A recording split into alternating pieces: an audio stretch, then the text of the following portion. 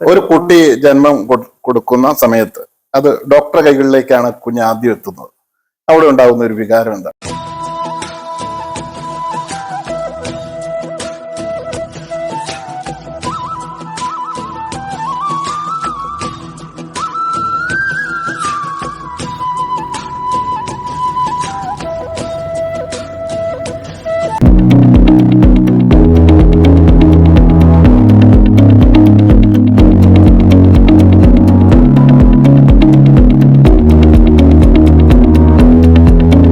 നമസ്കാരം.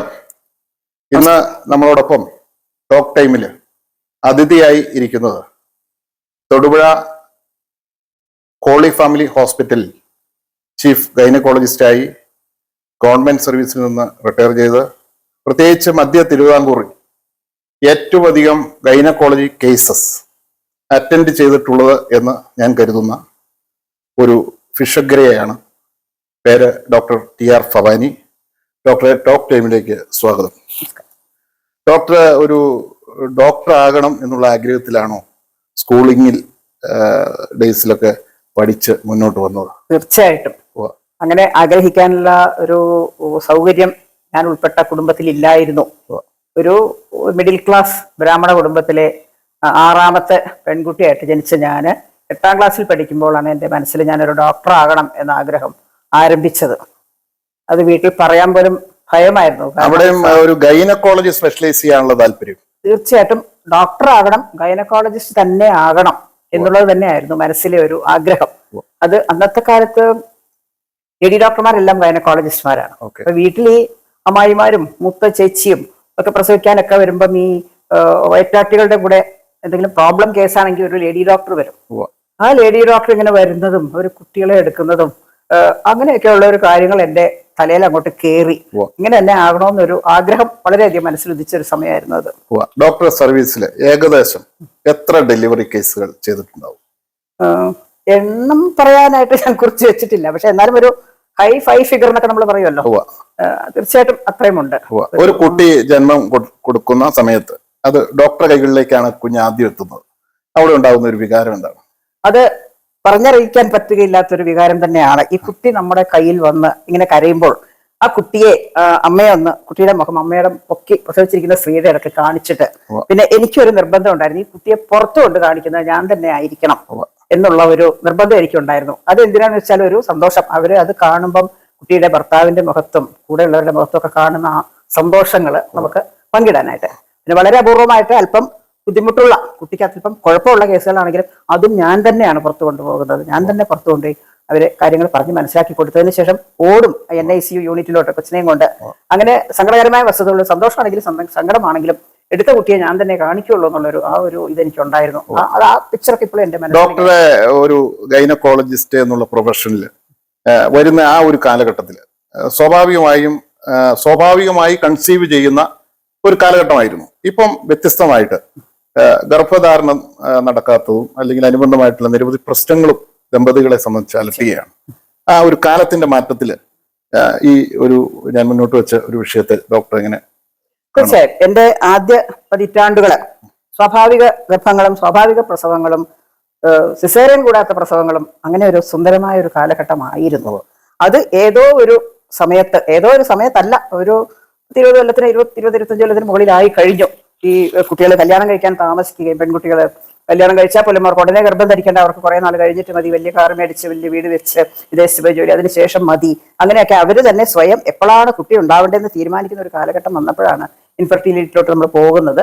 പക്ഷെ തീർച്ചയായിട്ടും ഇൻഫെർട്ടിലിറ്റി ട്രീറ്റ്മെന്റ് എന്ന് പറയുന്നതിനെ നമുക്ക് ഒരിക്കലും അധിക്ഷേപിക്കാനാവുകയില്ല. എന്നിരുന്നാലും ഒരു സ്വാഭാവിക ഗർഭധാരണവും സ്വാഭാവിക പ്രസവത്തിന്റെയുമായിട്ടുള്ള കാര്യങ്ങൾ തന്നെയാണ്. എന്തൊക്കെയായാലും ഭേദം, വലിയ യാതൊരു സംശയവുമില്ല. നമ്മൾ തന്നെ വരുത്തി തീർക്കുന്നതാണ് ഈ ഇൻഫെർട്ടിലിറ്റി എന്ന അവസ്ഥ. ഞാൻ അങ്ങനെ ഒരു ചോദ്യം ചോദിക്കാനിരുന്നതാണ്. ഈ ഇൻഫെർട്ടിലിറ്റി എന്ന് പറയുന്ന ഒരു സാങ്കേതികമായ ശാസ്ത്ര ശാഖ ഉരുത്തിരിഞ്ഞത് അടുത്ത കാലഘട്ടത്തിലാണ്. ഡോക്ടറെയൊക്കെ ഒരു പ്രൊഫഷണൽ ലൈഫിൽ ആദ്യ കാലഘട്ടത്തിൽ ഇല്ല എന്ന് എനിക്ക് തോന്നുന്നു. അപ്പം ഇതുമായി ബന്ധപ്പെട്ട് നിരവധിയായ തട്ടിപ്പുകൾ നടക്കുന്നുണ്ട്. പ്രത്യേകിച്ച് ഒരു ദമ്പതികള് കുട്ടികളില്ലാതെ ചെല്ലുമ്പം ആദ്യം നോർമൽ സ്കാൻ ചെയ്യുന്നു, സിസ്റ്റ് കണ്ടെത്തുന്നു, അതിന് ലാപ്രോസ്കോപ്പിക് സർജറി ചെയ്യുന്നു, പിന്നീട് പല മെഡിസിൻസും പ്രോട്ടീൻ റിച്ച് ആയിട്ടുള്ളതും അല്ലെങ്കിൽ അങ്ങനെയുള്ള മെഡിസിൻസ് കൺസീവ് ചെയ്യുവാൻ കുറെ ഷോർട്ട് ടൈം എടുക്കുന്നു. പിന്നെ ഒരു ഓൺഗോയിങ് ട്രീറ്റ്മെന്റ് പ്രോസസ്സിലേക്ക് കിടക്കുകയാണ്. ലക്ഷക്കണക്കിന് റുപ്പിയാണ് അതിന് മുടക്ക് വരുന്നു. അങ്ങനെ ഒരു കാലഘട്ടത്തിലൂടെയാണ് നമ്മൾ മുന്നോട്ട് പോകുന്നത്. അതിൽ ഒത്തിരി തട്ടിപ്പുകളും ആളുകൾ നിരക്ഷരായിട്ടുള്ള ഈ വിഷയത്തിൽ നിരക്ഷരായിട്ടുള്ള ആളുകൾ നേരിടുന്നുണ്ട്.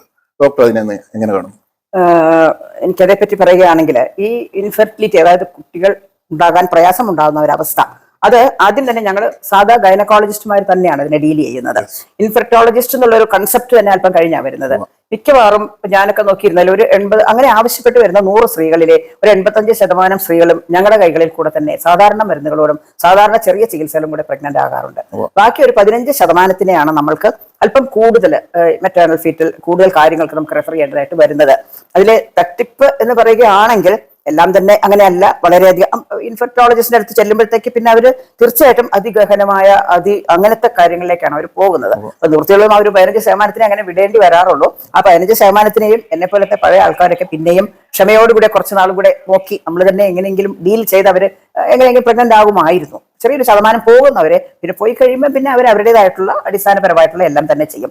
എല്ലാവരും തന്നെ ഇങ്ങനെ തട്ടിക്കുന്നവരാണെന്ന് പറയാൻ സാധിക്കില്ല. അത് പറയാൻ ഒരു കാരണം അവിടുത്തെ പണച്ചെലവാണ്. അപ്പൊ ഞാൻ ഈ ഇൻഫെർട്ടിലിറ്റി ക്ലിനിക്കുകളൊക്കെ പലതും സന്ദർശിച്ചിട്ടുണ്ട്. അവിടെയൊക്കെ ചെറിയൊരു ചെറിയൊരു പിപ്പറ്റ് എന്ന് പറഞ്ഞൊരു സാധനമുണ്ട്. അത് ഈ പുരുഷന്റെ സ്പേം എടുത്ത സ്ത്രീയുടെ ഇതിൽ അണ്ടത്തിൽ കുത്തിവെക്കുക എന്നുള്ളതാണ്. ഈ പുരുഷന്റെ സ്പേം മൈക്രോസ്കോപ്പിന്റെ അടിയിൽ കൂടി നോക്കിയാൽ നമ്മളിങ്ങനെ കാണുന്ന ഓടിക്കൊണ്ടിരിക്കുന്ന ഒരു വസ്തുവാണ്. അതിനെ ഒരു പിപ്പറ്റ് കൊണ്ട് പിടിച്ച് അതിനെ ഈ അണ്ടം എന്ന് പറയുന്നത് മൈക്രോസ്കോപ്പിൽ കൂടി കാണുന്ന ഒരു വസ്തുവാണ്. അതിന്റെ അകത്തോട്ട് കയറ്റിവിട്ട് ഒരു പ്രഗ്നൻസി ഉണ്ടാക്കുക എന്നൊക്കെ പറയുമ്പം അത് ആ ഇൻസ്ട്രുമെന്റ്സ് വളരെ വളരെ സൂക്ഷ്മമായ ഇൻസ്ട്രുമെന്റ്സ് ആണ്, വളരെ കോസ്റ്റ്ലി ആണ്. ശതകോടികൾ മുടക്കുള്ള ഉപകരണങ്ങളാണ്.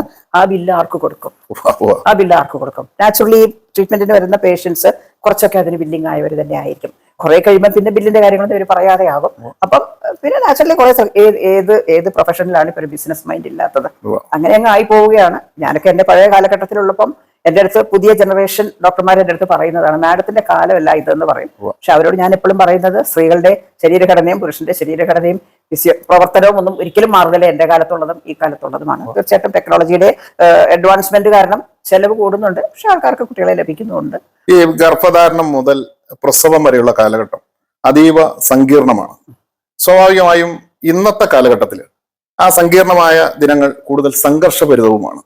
അപ്പം ഈ ഒരു കാലഘട്ടത്തിൽ ആ ഒരു കൺസീവ് ചെയ്തതിന് ശേഷം ഡെലിവറി വരെയുള്ള സമയം പഴയ പോലെ ആളുകൾ ഒരു മാനസികവും ശാരീരികവുമായും സാമൂഹ്യമായിട്ടൊന്നും റിലാക്സ്ഡ് അല്ലാത്ത ഒരു ഘട്ടത്തിൽ ഡോക്ടർ എന്താ അതിനെപ്പറ്റി പറയുന്നു? അതും ഈ കാലഘട്ടത്തിന്റെ ഒരു സവിശേഷത തന്നെയാണ്.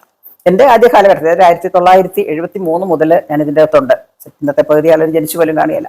അപ്പം അവിടെ സ്വാഭാവികമായിട്ട് ഗർഭം ധരിക്കുക, സ്വാഭാവികമായി സാധാരണ ജോലി. പണ്ടത്തെ അമ്മമാർ പറയും ഞങ്ങൾ നെല്ല് കുത്തി ഇതൊക്കെ ചെയ്ത് നിലമൊക്കെ തുടച്ചു, എന്നിട്ട് രാത്രി കയറി കിടന്ന് പ്രസവിക്കും, 2 ദിവസം കഴിയുമ്പോൾ ഞങ്ങൾ ജോലി ചെയ്ത് തുടങ്ങും. അതൊക്കെ ആ ഒരു കാലഘട്ടത്തിന്റെ ഒരു സന്തോഷകരമായ ഒരിത്. പക്ഷെ അന്നത്തെ കാലത്ത് എത്രയോ കുട്ടികൾ, എത്രയോ അമ്മമാര് മരിച്ചിരുന്നു. ഒന്നും പുറത്തങ്ങനെ വലുതായിട്ടൊന്നും അറിയില്ല. ഇപ്പൊ കാലഘട്ടത്തിന്റെ സവിശേഷത കൊണ്ട് ഗർഭവും ഒരു രോഗമായി മാറിക്കഴിഞ്ഞു. സത്യത്തില് ഗർഭം ധരിക്കുക എന്ന് പറഞ്ഞാൽ അന്നേരം മുതൽ 5 ആഴ്ചയെ സ്കാൻ ചെയ്യും നമ്മൾ. അതെന്തിനാന്ന് വെച്ച് കഴിഞ്ഞാൽ എന്തെങ്കിലും ഒരു വൈകല്യങ്ങൾ ഒരു ശിശു ഉണ്ടായാലും പണ്ടത്തെ ആൾക്കാർ അക്സെപ്റ്റ് ചെയ്യും. ഇപ്പൊ എങ്ങനെയാന്ന് വെച്ച് കഴിഞ്ഞാൽ അങ്ങനെ ഒരു ശിശു ഉണ്ടായാലും നിങ്ങൾ എന്തുകൊണ്ട് ഇത് നേരത്തെ കണ്ടുപിടിച്ചില്ല അങ്ങനെ. അപ്പൊ അതുകൊണ്ട് ചില ടെസ്റ്റുകൾ ചില സങ്കീർണാവസ്ഥയിലുള്ള ഗർഭിണികൾക്ക് മാത്രം പറഞ്ഞിരുന്ന എല്ലാ ടെസ്റ്റുകളും ഇപ്പോൾ ഓരോ ഗർഭിണിക്കും ആ ടെസ്റ്റുകളൊക്കെ നമ്മൾ ചെയ്തേക്കാം എന്നുള്ളൊരു കാലഘട്ടം വന്നിട്ടുണ്ട്. 25 വയസ്സിലൊരു കുട്ടി ഗർഭിണി ആയാലും അവൾക്കും നമ്മുടെ മാർക്കർ ടെസ്റ്റുകളും പലതരം സ്കാനുകളും പലതരം കാര്യങ്ങളൊക്കെ ചെയ്യുന്ന കാലഘട്ടത്തിന്റെ ആവശ്യമായി വന്നു. ആളുകൾ അക്സെപ്റ്റ് ചെയ്യുന്നില്ല. ഇപ്പം എന്തെങ്കിലും ഒരു നെഗറ്റീവ് വന്നു കഴിഞ്ഞാൽ, ഒരു ഡിഗ്രി പനി വന്നു കഴിഞ്ഞാൽ ആൾക്കാർ അക്സെപ്റ്റ് ചെയ്യുന്നില്ല. ഡോക്ടർമാർക്കും ഭയമാണ്. അങ്ങനെ ഒരു ഈ പണ്ട് വീടുകളിൽ നടന്നിരുന്ന പ്രസവം അത് ആശുപത്രികളിലേക്കായി, അതിനുശേഷം സ്യൂട്ട് റൂം ഡെലിവറിയിലേക്കായി, ഇപ്പം ഭർത്താവിന്റെ സാന്നിധ്യത്തിൽ ഡെലിവറി നടക്കുന്ന ഒരു കാലഘട്ടത്തിലേക്ക് പോകുന്നു. ഈ ഒരു മാറ്റമൊക്കെ ഡോക്ടർ ഞാൻ ഹോം ഡെലിവറീസിന് ധാരാളം ഞാൻ അറ്റൻഡ് ചെയ്തിട്ടുണ്ട്. എന്റെ തുടക്കം കണ്ണൂരൊക്കെയാണ്. അവിടുത്തെ ഒരു ചെറിയ ഗ്രാമമായിരുന്നു ഇരിട്ടി. അന്നൊക്കെ അതൊരു വലിയ പട്ടണമായി കഴിഞ്ഞു. അവിടെയൊക്കെ ഈ നമ്മുടെ രാത്രിയിലൊക്കെ ഡെലിവറിക്കൊക്കെ പോകും. അതൊരു റിസ്ക് ആണെന്ന് നമുക്ക് അറിയത്തുപോലുമില്ല. പിന്നെ അത് കഴിഞ്ഞ് ഇപ്പോഴത്തെ കാലഘട്ടത്തിൽ ഇപ്പം ഈ സൂട്ട് റൂമും ഭർത്താവ് ഇതൊക്കെ വെസ്റ്റേണൈസേഷന്റെ ഒരു ഭാഗമാണ്. അവിടെയൊക്കെ എപ്പോഴും ഇങ്ങനെയല്ല. അവിടെ ഭർത്താവിനെ എന്റെ തിയേറ്റി ആ കോടൊക്കെ ഒന്ന് കണ്ടിപ്പിക്കുക, അതോടെ കൂടെ നിർത്തുക, അങ്ങനെ അതൊക്കെ ഒരു എന്താ പറയണ്ട ഒരു പാശ്ചാത്യ സംസ്കാരം സ്വീകരിക്കുന്ന ഒരു ഭാഗമായിട്ടാണത്. അത് പല ആൾക്കാർക്കും അത്ര ഇഷ്ടമൊന്നും ഇല്ല അതിൻ്റെ അകത്ത്. എങ്കിലും ചിലര്, എല്ലാവരും നമ്മൾ നാടോടുമ്പം നടുവേ പോടാൻ പറ്റത്തില്ലല്ലോ, ആ രീതിയിൽ പലരും അതങ്ങനെ ചെയ്യുന്നുണ്ട്. എന്റെ നന്മതിന്മകളെ പറ്റിയൊന്നും എനിക്ക് പറയാലോ, ഒരുപാട് നന്മയാണെന്നൊന്നും പറയാനില്ല. പഴയ മാതിരിയായത് കുറച്ചുകൂടെ നല്ലതായിരുന്നു തോന്നുന്നുണ്ട്. ഒരു ഗൈനക്കോളജിസ്റ്റ് എന്ന് പറയുമ്പോൾ പ്രസവ സംബന്ധമായിട്ടുള്ള രോഗങ്ങളും അല്ലെങ്കിൽ അതുമായി ബന്ധപ്പെട്ടുള്ള കാര്യങ്ങൾ, അതിലുപരിയായി സ്ത്രീജന്യ രോഗങ്ങളും രോഗാവസ്ഥയും കൈകാര്യം ചെയ്യേണ്ട ഒരു ഡിപ്പാർട്ട്മെന്റ് ആണ്. പക്ഷെ അജ്ഞത മൂലവും അല്ലെങ്കിൽ ലജ്ജ മൂലവും പല ആളുകളും ഗൈനക്കോളജിസ്റ്റ് അങ്ങനെയുള്ള കാര്യങ്ങൾക്ക് ബന്ധപ്പെടുന്നത് കുറഞ്ഞു പോകുന്നു, അല്ലെങ്കിൽ സ്വയം ട്രീറ്റ്മെന്റിലേക്ക് പോകുന്നു, അല്ലെങ്കിൽ കേട്ടറിവ് വെച്ചിട്ടുള്ള ചികിത്സയിലേക്കൊക്കെ പോകുന്ന ഘട്ടങ്ങളുണ്ട്. അതുപോലെ ഒരു അപകടങ്ങൾ ക്ഷണിച്ചു വരുത്തുകയും ചെയ്യും. അപ്പോ പാഠ്യവിഷയങ്ങളിലും ഗവൺമെന്റ് തലത്തിലും ക്ലസ്റ്ററുകളിലും എല്ലാം ഈ സ്ത്രീകള് ഗൈനക്കോളജിസ്റ്റ്, സ്ത്രീജന്യ രോഗങ്ങൾ, ഇത്തരത്തിലുള്ള കാര്യങ്ങളെ സംബന്ധിച്ച് ഒരു അവബോധം അതൊരു കാലത്തിന്റെ ആവശ്യമല്ലേ?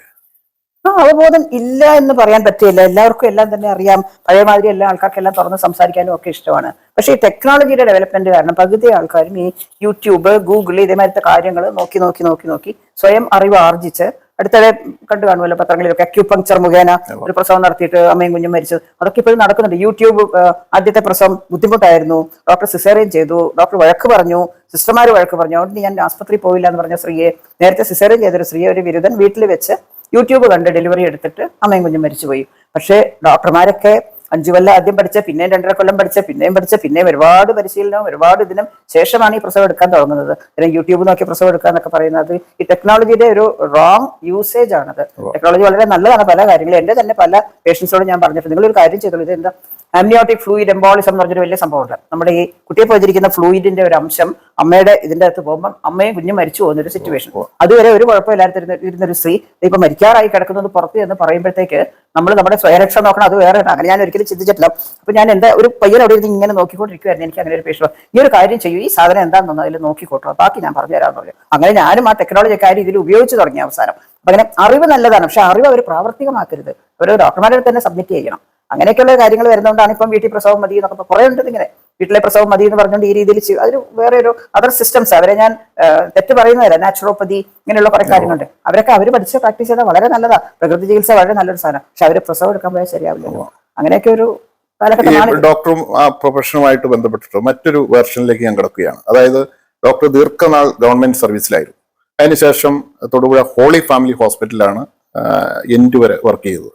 ഇന്നുള്ള ഡോക്ടർമാര് ഒരു മാസം തികയ്ക്കാതെ ഹോസ്പിറ്റലുകൾ ചാടി ചാടി പോകുന്ന, അല്ലെങ്കിൽ മണി മോട്ടീവായിട്ട് നിൽക്കുന്ന ഒരു സാഹചര്യമുണ്ട്. അവിടെ നമുക്ക് ഈ ആ മേഖലയിലെ ആളുകൾക്ക് ഒരു ഗ്രഹാതുരത്വം ഉണ്ടാകുകയില്ല. ഡോക്ടറുമായുള്ള ഒരു ഡയറക്റ്റ് ഒരു റിലേഷൻഷിപ്പ് അത് ഒന്നും ഉണ്ടാകത്തില്ല. ഇന്ന് നമുക്ക് അതാണ് കാണാൻ കഴിയുന്നത്. ഒരു കുടുംബ ഡോക്ടറെ വരെ നമുക്ക് നഷ്ടപ്പെടുകയാണ്.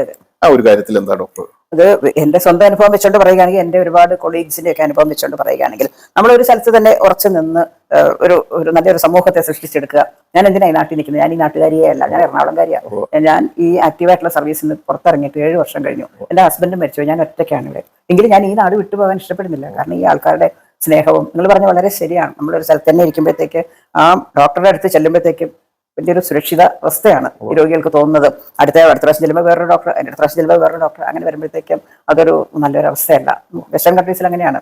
US അവർ പ്രത്യേകം ശ്രദ്ധിക്കും. ഇന്ന് കാണുന്ന ഒരു 10 രോഗികളെ, 10 ഗർഭിണികളെ അടുത്ത മാസത്തെ ചെക്കപ്പിന് ഈ ഡോക്ടർ കാണുകയില്ല, വേറൊരു ഡോക്ടറെ കാണുള്ളൂ. അങ്ങനെ ഒരു റിലേഷൻഷിപ്പ് വേണ്ടെന്നാണ് ഇവർ പറയുന്നത്. ഡോക്ടറും പേഷ്യന്റിനും തമ്മിൽ അങ്ങനെ ഒരു റിലേഷൻഷിപ്പ് വേണ്ടെന്നാണ് ഇവർ പറയുന്നത്. അവർക്ക് അവർ ഡെലിവറി എടുക്കാൻ ആ ഡോക്ടർ തന്നെ ഇവിടുത്തെ പല ഹോസ്പിറ്റലിൽ ഇപ്പോഴും വിളിക്കുന്നുണ്ട്. ഞാൻ പോകുന്നില്ല. എന്തുകൊണ്ടാണെന്ന് വെച്ചാൽ ഞാൻ ഒരാളെ കണ്ടു കഴിഞ്ഞാൽ ഒരു ഡെലിവറി എടുക്കാൻ കൂടി നമ്മുടെ നാട്ടിലൊക്കെ അങ്ങനെയാണ്. അതാണ് ഏറ്റവും നല്ല സമ്പ്രദായം. അതാണ് ഒരു സ്ഥലത്ത് ഉറച്ചു നിൽക്കുന്ന ഒരു ഡോക്ടറെ തീർച്ചയായിട്ടും രോഗികൾക്ക് കൂടുതൽ സന്തോഷമായിരിക്കും. ഡോക്ടറും പല കാരണങ്ങളുണ്ട് അവർ മാറുന്നത്. പ്രധാനമായിട്ട് ഈ സാലറി അങ്ങനെയുള്ള കാര്യങ്ങളൊക്കെ വരുമ്പോൾ വേറൊരു സ്ഥലത്ത് ഒരു അട്രാക്ഷൻ വരുമ്പോൾ അങ്ങോട്ട് പോവുക നല്ല കാര്യമായിട്ട്. ഡോക്ടർ ഔദ്യോഗിക ജീവിതവും മറ്റു കാര്യങ്ങളും നമ്മൾ സംസാരിച്ചു. ഡോക്ടറെ ഫാമിലി, കുട്ടികൾ അതിനെ സംബന്ധിച്ചും? ഫാമിലി, എൻ്റെ ഹസ്ബൻഡ് ഡോക്ടറായിരുന്നു. പുള്ളി കംപ്ലീറ്റും ഗവൺമെന്റ് സർവീസിൽ തന്നെയായിരുന്നു. സ്പെഷ്യലൈസേഷൻ ഒന്നുമില്ല, MBBS മാത്രമേ ഉള്ളൂ. പഠിക്കാൻ സാഹചര്യം കിട്ടിയില്ല അവരുടെ വീട്ടിൽ. പിന്നെ 55 വയസ്സിൽ പുള്ളി റിട്ടയർ ആയിട്ട് പുള്ളിയും എൻ്റെ കൂടെ മുതലക്കുളത്ത് വന്ന് കാഷ്വാലിറ്റിയിലൊക്കെ ചെറുതായിട്ട് വർക്ക് ചെയ്തിരുന്നു. മക്കൾ 2 പേരാണ്, എൻ്റെ മോനും മോളുമാണ്. മകൻ ഡോക്ടറാണ്, അവൻ്റെ ഭാര്യയും ഡോക്ടറാണ്. ഒരു CMC വെല്ലൂരിലാണ് അവരുടെ പഠിത്തമൊക്കെ നടന്നത്. പക്ഷെ അവരിപ്പോൾ ഒമാനിലാണ്. മകൾ എഞ്ചിനീയറാണ്, മകളുടെ ഭർത്താവ് എഞ്ചിനീയറാണ്. അവർ ഹൈദരാബാദിലാണ്. 4 പേരെ കുട്ടികളൊക്കെ ഉണ്ട്. വളരെ സ്റ്റേബിളായിട്ട് നന്നായിട്ട് പോകുമ്പോൾ നമ്മൾ ഇത്രയും നേരം ആശയങ്ങൾ പങ്കുവച്ചത് ഡോക്ടർ TR പപാനി, മധ്യ തിരുവിതാംകൂറിലെ, ഞാൻ ആമുഖമായി പറഞ്ഞതുപോലെ ഏറ്റവും അധികം കുട്ടികളെ ഡെലിവറി അതിന് നേതൃത്വം കൊടുത്തിട്ടുള്ള ഒരു ഡോക്ടർ എന്ന് തന്നെ പറഞ്ഞാൽ അതിന് നിസ്സംശയം പറയാം ശരിയെന്ന്. ഡോക്ടറെ പേഷ്യൻ്റ് ആയിരുന്നു കൊണ്ട്, അല്ലെങ്കിൽ ഡോക്ടറെ കൈകളിലേക്ക് ജനിച്ചു വീണ നിരവധി ലക്ഷക്കണക്കിന് കുഞ്ഞുങ്ങൾ ഒരുപക്ഷെ അമ്മമാർ പറഞ്ഞ് ഈ നാമധേയം അറിഞ്ഞിട്ടുണ്ടാകും. നിങ്ങൾ ഈ വീഡിയോ കാണുന്നുണ്ടാകും. ലൈക്ക് ചെയ്യുക, ഷെയർ ചെയ്യുക. ഡോക്ടർക്ക് എല്ലാവിധ ഐശ്വര്യങ്ങളും കൂടുതൽ നാൾ ജീവിക്കാനും ഒപ്പം തന്നെ ഈ മേഖലയിൽ സമർത്ഥമായ സേവനങ്ങൾ നടത്തുവാനും ഉണ്ടാകട്ടെ എന്ന് പ്രാർത്ഥിച്ചുകൊണ്ട് ഈ ടോക്ക് ടൈം അവസാനിപ്പിക്കുന്നു. ഒരു വാക്ക് പറഞ്ഞോളട്ടെ. ശ്രീ മനോജ് പറഞ്ഞതുപോലെ ഏറ്റവും അധികം ഡെലിവറി എടുത്ത ഒരു ഡോക്ടർ എന്നുള്ള വിശേഷണത്തിന് ഞാൻ അർഹയാണോ എന്ന് എനിക്കറിയില്ല. വളരെയധികം എടുത്തിട്ടുണ്ടെന്നുള്ളത് ഉറപ്പാണ്. എന്നെ മാതിരിയുള്ള ധാരാളം ഗൈനക്കോളജിസ്റ്റുമാർ ചുറ്റുപാടും ഉണ്ടായിരിക്കാം. പക്ഷേ അത് വളരെ വളരെ നല്ലൊരു ഒരുപാട് ഡെലിവറി എടുത്തിട്ടുണ്ട്. ഇനിയൊരു ജന്മം ഉണ്ടെങ്കിലും ഈ ഒരു പ്രൊഫഷൻ തന്നെ എനിക്ക് വേണമെന്ന് ഞാൻ സർവേശ്വരനോട് പ്രാർത്ഥിക്കുകയാണ്. ഇതിനെപ്പറ്റി പറഞ്ഞ നല്ല വാക്കുകൾക്ക് നന്ദി. നമസ്കാരം.